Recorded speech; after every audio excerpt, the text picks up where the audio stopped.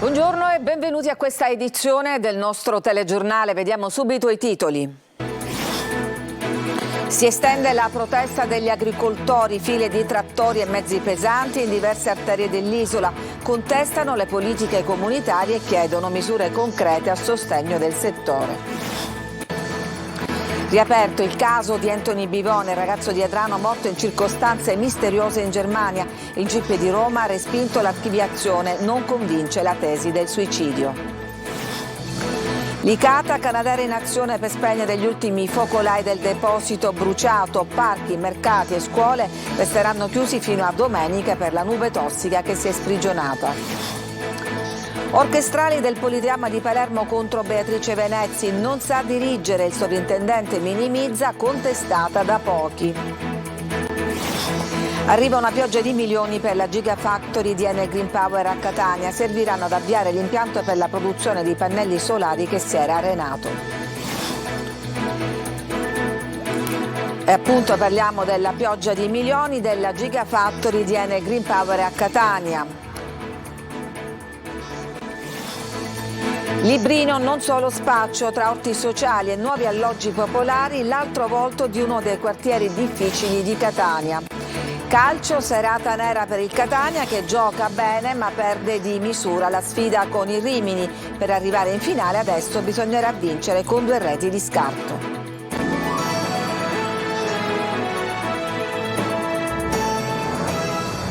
Tornano a protestare gli agricoltori che anche oggi sono scesi per strada con trattori e mezzi pesanti sotto accusa le politiche europee. Sentiamo Gerry Italia. L'Europa non vuole che coltiviamo, non lo so quello che ci hanno in mente, che ci hanno traditi tutti, non ce n'è più colore politico, tutti uguali sono. L'onda verde dal nord Europa sbarca anche in Sicilia questa mattina, diversi blocchi in diverse parti dell'isola, trattori e mezzi agricoli a bloccare le strade da Palermo fino a Gela.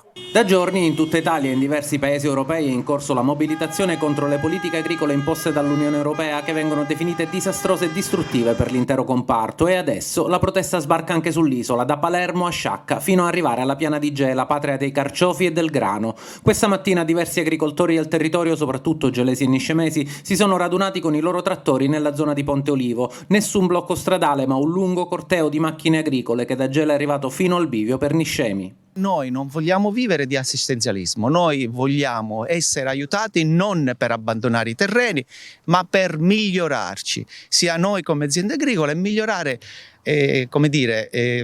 la biodiversità dei terreni. Proteste degli agricoltori anche contro la produzione di farine derivate da insetti hanno gettato qui, come vedete, una manciata di vermi ancora vivi, e dall'altra parte invece il cosiddetto oro giallo, il grano. Dobbiamo mangiare verme per avere l'olio, oro di Ticino. Non potremmo mantenere neanche i nostri figli.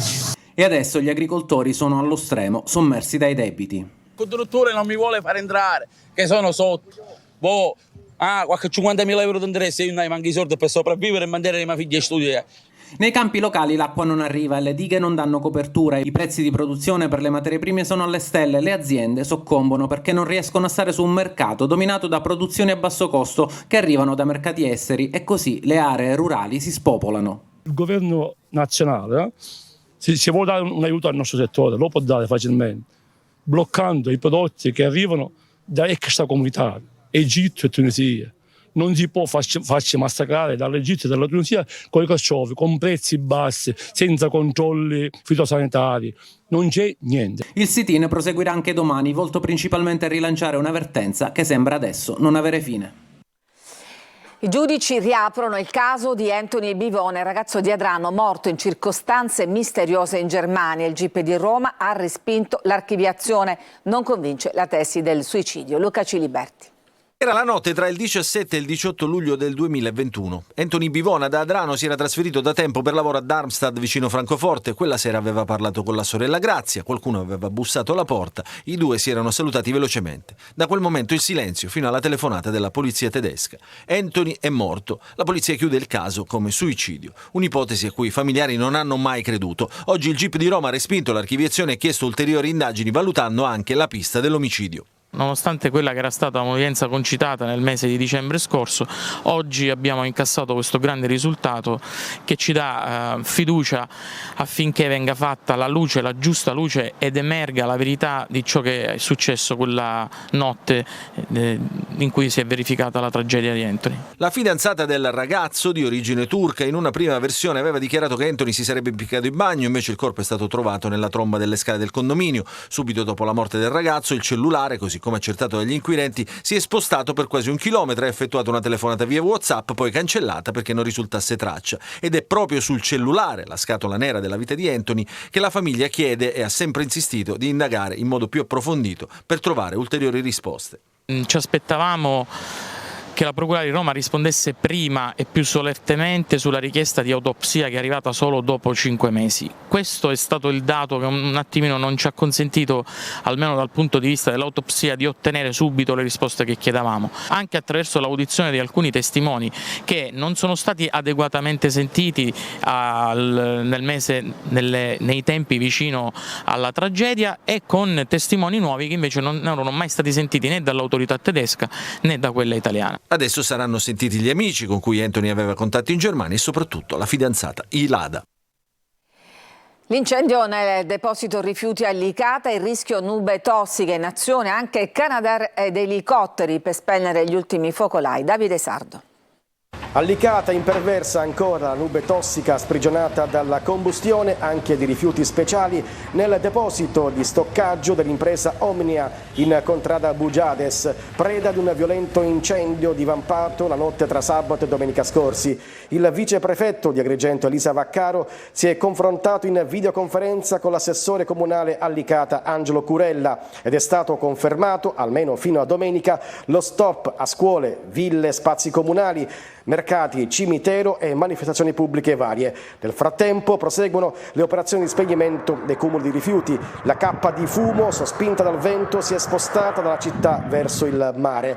I vigili del fuoco lavorano instancabilmente 24 ore su 24 con difficoltà a causa di spazi e accessi limitati alla struttura. Dalla Calabria, dalla Mezzia Terme, è giunto un Canadair e da oggi voleranno nel cielo licatese anche degli elicotteri che butteranno acqua nel deposito. L'amministrazione comunale, presieduta dal sindaco Angelo Balsamo, con l'ARPA, Protezione Ambiente e l'azienda sanitaria, monitora l'evolversi della situazione a tutela della salute pubblica. E all'Assemblea regionale è stato accolto un ordine del giorno firmato dall'ex sindaco di Licata e deputato del Movimento 5 Stelle Angelo Cambiano, che impegna il governo ad adoperarsi per ridurre il rischio di un danno grave ai cittadini e alle imprese dell'area interessata dall'incendio, ad istituire un'apposita commissione d'inchiesta e un tavolo tecnico con assessorato alla sanità e ARPA e a dichiarare lo stato di emergenza. Beatrice Venezzi stroncata dagli orchestrali del Politeama di Palermo, non sa dirigere l'accusa, mentre il sovrintendente minimizza e dice sono solo pochi musicisti. Marco Gullà. Musica e polemiche, verrebbe da dire, è il caso che sta scuotendo in questi giorni l'Orchestra Sinfonica Siciliana. Riflettori ancora puntati sulla direttrice d'orchestra Beatrice Venezzi, che nel corso di una performance al Teatro Garibaldi Politeama di Palermo non le è stato tributato l'apprezzamento che di solito si riserva al direttore, ovvero battere rumorosamente i piedi sul palco. Al termine di 2 serate di concerti al Teatro Politeama sono rimasti immobili e hanno fatto calare il silenzio. Non sa dirigere, hanno detto 3 professori d'orchestra. Critiche, polemiche, orchestra spaccata. A fare chiarezza ai nostri microfoni ci ha pensato il sovrintendente dell'Orchestra Sinfonica Siciliana. Ho partecipato alle prove e ho visto che c'era un buon movimento tra le parti, un buon sentiment, mi verrebbe da dire. E allora ieri appunto ho interrogato le prime parti, quelle figure orchestrali di rilievo, quelli che sono l'ossatura di un'orchestra. E loro hanno fatto una dichiarazione aperta dove hanno manifestato solidarietà al direttore Beatrice Venezzi, non riconoscendosi nelle parole di questi 3 singoli professori d'orchestra. Io ovviamente ho dichiarato la mia massima stima e solidarietà al direttore Venezzi e l'ho invitata la prossima settimana per fare la sua seconda produzione, quindi da martedì sarà nel nostro teatro per iniziare le prove. Al di là delle polemiche, la Venezzi tornerà quindi a Palermo per un nuovo concerto. In questo momento i numeri danno ragione all'Orchestra Sinfonica, sold out quasi sempre.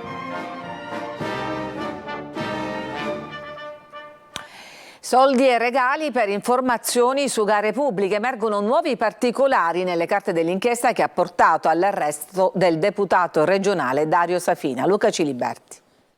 Concorsi truccati e nomine in cambio di favori, gare pubbliche pilotate. Protagonisti un deputato regionale del PD di Trapani, Dario Safina, 2 dirigenti e un consulente della municipalizzata che si occupa della gestione e raccolta dei rifiuti in città e un manager di una impresa del settore della pubblica illuminazione. E come spesso accade, è una casualità a far scattare le indagini. L'inchiesta parte nel settembre del 2020 dopo l'incendio di un impianto di raccolta di rifiuti della Trapani Servizi SPA. La natura, evidentemente dolosa del rogo, spinge i militari a disporre una serie di intercettazioni a carico dell'amministratore unico pro tempore della società comunale che gestisce i rifiuti, Carlo Guarnotta. E si arriva a ipotizzare una sorta di combin volta a far nominare Guarnotta direttore generale dopo la sua decadenza dalla carica per l'insediamento del nuovo CDA. Il piano sarebbe stato realizzato truccando il concorso che avrebbe dovuto designare il dirigente, banda aggiustata d'arte in cambio della consulenza di un altro coinvolto nelle indagini, Rosario Bellofiore. Per superare le perplessità del sindaco di Trapani, Tranchida, sarebbe intervenuto proprio Dario Safina, all'epoca assessore ai lavori pubblici del comune di Trapani. Safina spunta anche in un altro capitolo dell'indagine. Il parlamentare regionale avrebbe fatto avere a Cristian Valerio, anche lui indagato, manager della Green City Light, informazioni che avrebbero fatto vincere alla sua società gare pubbliche bandite dal comune di Trapani. In cambio avrebbe avuto 50.000 euro per iniziative comunali, 10.000 euro per le luminarie cittadine, 4 telecamere da installare accanto a 2 fontane cittadine per la videosorveglianza, 2 dispositivi di illuminazione di un'opera d'arte e regali che secondo i PM sarebbero stati sollecitati da Safina, ora deputato regionale del PD, per conseguire il personale vantaggio di accrescere la propria visibilità e quindi il personale consenso presso il corpo elettorale. Safina si è autosospeso dal PD in attesa che la giustizia faccia il suo corso. In arrivo dalla BEI, la Banca Europea per gli Investimenti, 560 milioni per ampliare la capacità produttiva della Gigafactory di Enel Green Power a Catania. Emanuela Corsi.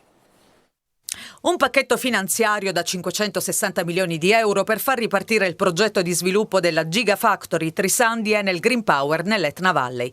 Questo, come annunciato dalla stessa azienda, permetterà di passare dagli attuali 200 megawatt circa a 3 gigawatt annui entro la fine del 2024, diventando così la più grande fabbrica per la produzione di celle e moduli solari in Europa. Il finanziamento si è concretizzato grazie alla collaborazione tra la BEI, Banca Europea per gli Investimenti, sostenuta da Invest EU, e un pool di banche italiane guidate da Unicredit e affiancate da SACE. Oltre a generare energia pulita sufficiente a rifornire l'equivalente di 1 milione di famiglie all'anno, l'operazione della Gigafactory di Catania punta a stimolare anche la crescita economica siciliana, con la prospettiva di aumentare l'occupazione locale, diretta e indiretta, creando circa 1.000 nuovi posti di lavoro entro il 2024. Un progetto che però negli ultimi mesi sembrava essersi arenato. Lo scorso dicembre, infatti, davanti allo stabilimento Etneo si era tenuto un sit-in di protesta dei lavoratori che hanno manifestato grande preoccupazione dopo l'ennesima proroga del cantiere. Ritardi che avevano fatto nascere la paura di una totale dismissione o un ridimensionamento del progetto di sviluppo del sito siciliano. Il progetto supporta la più ampia missione di REPower EU, contribuire a raggiungere l'obiettivo dell'Unione Europea di produrre quasi 600 gigawatt da fonte di energia solare entro il 2030, riducendo così in parallelo la dipendenza dalle importazioni di gas e diversificando gli approvvigionamenti di componenti fotovoltaiche da quelle cinesi. Librino, non solo spaccio. Tra orti sociali e nuovi alloggi popolari vi mostriamo l'altro volto di uno dei quartieri difficili di Catania. Tonino De Mana. Si può aggiustare, Librino si può sollevare finalmente. Una ventata di fiducia e di speranza arriva da Franco, uno degli ortolani di Librino, perché Librino non è solo spaccio di droga, degrado e spazzatura. Da queste parti si respira un'aria nuova e soprattutto salubre, dopo che per anni questo terreno era una mega discarica. Ci troviamo in uno degli orti sociali dove non solo si semina cibo sano, ma contemporaneamente germogliano collaborazione e inclusione. E se al Viale Nitta 12 ieri è stata azzerata l'ennesima piazza di spaccio con 14 arresti e 31 indagati, gli ultimi 2 si sono costituiti ieri sera, qui si coltivano amicizie e rapporti umani. Noi dopo le fatiche del lotto ci riuniamo qua sempre un po' di persone, portiamo da casa se c'è qualche cosa da mangiare e ci passiamo un po' di tempo che facciamo una scampagnata. Siamo l'invidia del Librino. Librino non è tutto brutto, assolutamente no. Venite qua e vedete l'oasi che c'è, è una cosa meravigliosa. Ci sono tanti ragazzi che sono fuori e qualcuno viene qua, vuole un qualche pezzettino di lotto, questo qua. Se è vuoto noi lo diamo, un pezzettino. L'altra faccia di Librino è anche quella dell'edilizia popolare, che piano piano sta dando la possibilità agli aventi diritto di avere un'abitazione decorosa. Aprirà a marzo anche il cantiere per realizzare in Viale Moncada 27 2 edifici da 64 alloggi. Un progetto che si concretizza grazie all'input dell'amministrazione comunale e che sarà realizzato nell'ambito del PNRR. Poco distante dal cantiere, dove verranno realizzati gli alloggi, l'immancabile incendio di spazzatura rende l'aria irrespirabile. Per fortuna il vento soffia in direzione opposta, così gli orti sociali sono al riparo da fumo e diossina, almeno per oggi. A Niscemi la polizia ha scoperto 28 kg di marijuana nascosta negli stipiti delle porte di un appartamento. La droga era suddivisa in confezioni saldate agli architravi. 3 uomini sono stati arrestati. La marijuana avrebbe fruttato oltre 200.000 euro sul mercato clandestino. Una scossa di terremoto di magnitudo 2.4 è stata registrata stamane dopo le 6 al largo della costa di Sciacca, nell'Agrigentino. Il sisma è stato percepito dalle popolazioni di Sciacca, Caltabellotta e Ribera in qualche area del Belice. Per fortuna non ci sono stati danni a persone o cose. Ci fermiamo, c'è una pausa per la pubblicità, torniamo subito dopo.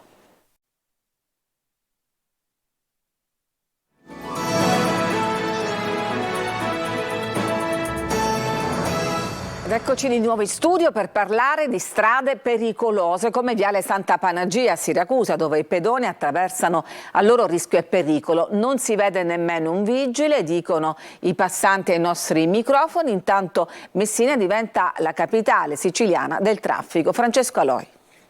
Una strada che molto spesso scambiano per pista di Formula 1 e invece il Viale Santa Panagia. Attraversare qui diventa rischioso. Qua sempre sfrecciano le auto, se non c'è mai nessuno sfrecciano sempre, perché qua un vigile urbano non si vede neanche a pagarlo 1.000 lire. Ci sono dei motori che camminano fortissimo e io sento il rombo da casa mia che è pauroso, che mi fa pure paura. Una volta c'era il semaforo pedonale, adesso è spento, ma c'è anche un sottopassaggio per attraversare in sicurezza, murato. Chi frequenta la zona chiede che si faccia qualcosa. La soluzione potrebbe essere il semaforo pedonale a chiamata. In questi tratti bisogna stare attenti, dove ci sono le strisce pedonali. Attraversare qui significa quasi rischiare la vita. La vita, perché hai visto qua la velocità a 70, 80 camminavano, se ci fai il segnale con le mani non si fermano. Oltre alla chiesa, a 2 passi ci sono tribunale, scuole e uffici. Servirebbero anche più controlli che invece ci sono in autostrada. Quasi 8.000 le infrazioni contestate dalla Polstrada di Siracusa nel 2023. Tantissime multe e 0 incidenti mortali. Troppe macchine! È un traffico tentacolare, vorticoso, che ci impedisce di vivere. E intanto questa scena di Johnny Stecchino è ormai superata. La città dove c'è più traffico in Sicilia non è più Palermo ma Messina. È la 4ª in Italia dopo Milano, Roma e Torino, la 24ª al mondo. E guidare diventa sempre più un problema. E adesso andiamo a scoprire uno dei luoghi più visitati da turisti e devoti di Sant'Agata, il carcere dove, racconta la tradizione, è stata rinchiusa e dove è morta la martire catanese. Adelaide Barbagallo. Il santuario Sant'Agata Carcere è il luogo più emozionante della storia della martire catanese, un luogo che ci racconta la sofferenza ma anche la grande fede di questa fanciulla che qui per ben 3 volte è stata rinchiusa. Entriamo. La prima volta Sant'Agata entra qui dopo aver rifiutato di rendere culto agli dei. La seconda volta, quando subisce l'asportazione delle mammelle e la terza volta invece quando, dopo essere stata bruciata nella fornace, entra qui e muore. Cosa ci raccontano queste mura? Matilde Russo. Sono due ambienti. Come vedete, quello più in fondo, dove c'è la famosa finestrella, che molti pensano sia la finestrella dove Sant'Agata si affacciava o prendeva un po' di aria, ma è così realmente? quella che si vede anche nell'iconografia, nell'immagine classica di Sant'Agata in carcere. In realtà quella è una parte che è stata costruita nel 1500, quindi 1300 anni dopo rispetto a quando vive Sant'Agata. Invece questo primo ambiente, questa prima stanza è stata indagata anche dagli archeologi che hanno confermato la datazione al periodo romano. Ovviamente non è sicuro che fosse proprio un carcere, quella è la tradizione, che però appunto è molto antica e molto consolidata in città, però sicuramente possiamo dire che questo ambiente all'epoca di Sant'Agata esisteva. Ma c'è un segno che colpisce subito il visitatore e sono le orme di Sant'Agata impresse su questa roccia. La tradizione racconta che mentre i romani cercavano di convincere Agata ad abbandonare la sua fede, lei a un certo punto batte il piede per terra e disse: è più facile che questa pietra si rammollisca piuttosto che mi rammollisca io e abbandoni la mia fede per venerare i falsi dei. E nella pietra lavica, nella pietra più dura che esiste in natura, rimane impressa l'orma dei suoi piedi. I disturbi alimentari in aumento soprattutto tra i giovani. Giusy Lazzara ne parlerà oggi a Sicilia 24 Focus con Carmelita Russo, neuropsichiatra infantile all'ospedale di Acireale, Maria Piana dell'associazione Stella Danzante che sostiene le famiglie, e poi avremo la testimonianza di una giovane che ha sofferto di questi disturbi. Potete inviare le vostre segnalazioni già da ora al 342 745 5005. L'appuntamento è subito dopo il TG alle 14.30 in streaming e sulla siciliaweb.it. Ci fermiamo, poi torneremo con la pagina sportiva.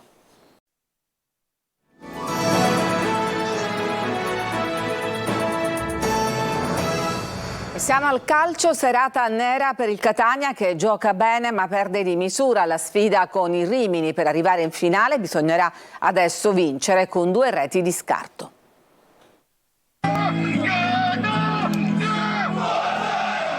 Mille tifosi al seguito per spingere il Catania, ma i rossazzurri al Romeo Neri di Rimini incappano in una serata nera, perdendo 1-0 la sfida contro i romagnoli, valevole per la semifinale d'andata di Coppa Italia. Per arrivare in finale servirà il calore del Massimino per ribaltare un risultato per la verità bugiardo.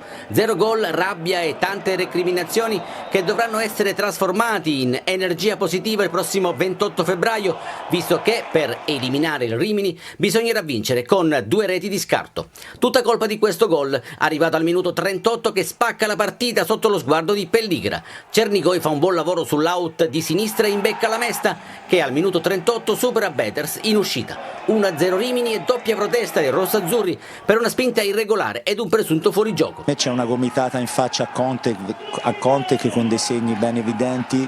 La squadra tra virgolette si ferma un attimo perché attende il fischio dell'arbitro con conseguente espulsione. L'occasione del pareggio arriva subito dopo, ma Costantino da posizione favorevole timbra il palo. Nella ripresa Lucarelli cambia modulo e getta nella mischia Buà e Cicerelli per Curado e Costantino, passando alla difesa a 4. Il Catania perde in lucidità ed i padroni di casa difendono con ordine e ripartono in contropiede gestendo palla e partita. Compito più agevole dal minuto 30 della ripresa, quando un'entrata scomposta su Jacoponi costa il rosso a Zammarini che lascia la squadra in inferiorità numerica. Un quarto d'ora più 6 di recupero che vengono gestiti dai romagnoli, con il Catania che evita di scomporsi troppo per non subire il 2-0. Tutto rinviato al match di ritorno, quando il fattore Massimino potrebbe fare la differenza. Non posso dire niente ragazzi, loro hanno fatto tutto il possibile per vincere questa partita. Ringrazio anche i tifosi perché alla fine ci hanno applaudito, hanno capito lo sforzo dei ragazzi anche in 10. Se potremo giocare la partita di ritorno con un modo diverso e sapete a cosa mi riferisco, può darsi che abbiamo delle buone possibilità di raggiungere comunque la finale. Vigilia di campionato per il Palermo che domani sfiderà il Catanzaro al Ceravolo. Marco Gullà.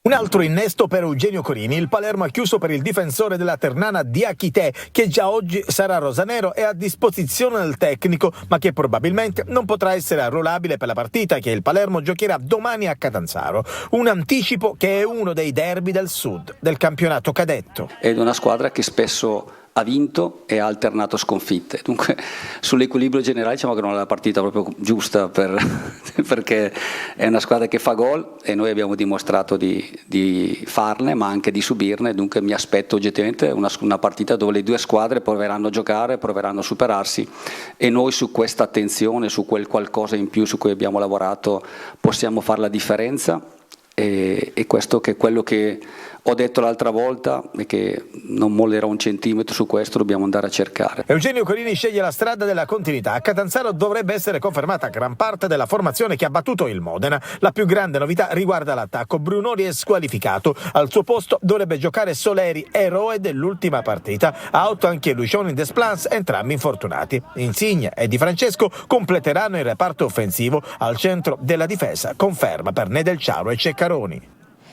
Ed è tutto per questa edizione, grazie per averci seguito, vi lascio adesso al nostro spazio di approfondimento, a tutti una buona giornata.